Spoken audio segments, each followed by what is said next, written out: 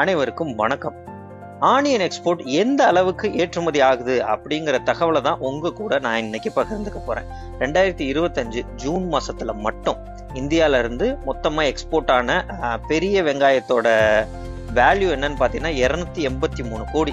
இதுல தமிழ்நாடு வழியா ஏற்றுமதி ஆனது பாத்தீங்கன்னா 37.68 கோடி. அதுலயும் எஸ்பெஷலி தூத்துக்குடியோட துறைமுகத்துல இருந்து ஏற்றுமதி ஆனது 37.32 கோடி. அதாவது 99% தமிழ்நாடோட வெங்காய ஏற்றுமதி தூத்துக்குடி துறைமுகத்துல இருந்து தான் போகுது அப்படிங்கறதா நமக்கு தெரிஞ்சுக்க வேண்டிய முக்கியமான விஷயம்.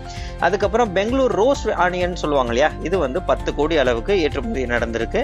அதுக்கப்புறம் நீங்க தெரிஞ்சுக்க வேண்டியது என்ன அப்படின்னா, இந்தியால ஏற்றுமதி ஆயிருக்கு சின்ன வெங்காயத்தோட மதிப்பு 15 கோடி 70 லட்சம் அளவுக்கு ஏற்றுமதி நடந்திருக்கு.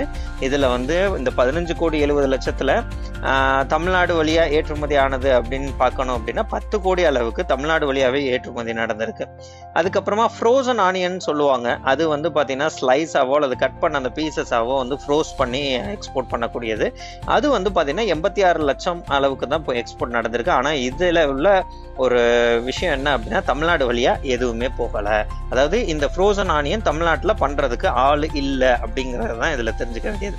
அதுக்கப்புறமா டீஹைட்ரேட் ஆனியன் ஒரு 172 கோடி அளவுக்கு இந்தியால இருந்து எக்ஸ்போர்ட் ஆயிருக்கு. அதுக்கப்புறம் ஆனியன் பவுடர் பாத்தீங்கன்னா ஒரு 13 கோடியே 88 லட்சத்துக்கு எக்ஸ்போர்ட் நடந்திருக்கு.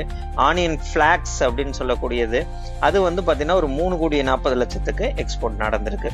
ஸோ இப்போ ஆனியனுக்கு நல்ல மார்க்கெட் இருக்குது அப்படிங்கிறது இதன் மூலமா தெரிய வருது. இது மாதிரி வெவ்வேறு ப்ராடக்டை உங்க கூட நான் கூடிய சீக்கிரம் அடுத்தடுத்து பகிர்ந்துக்கிறேன்.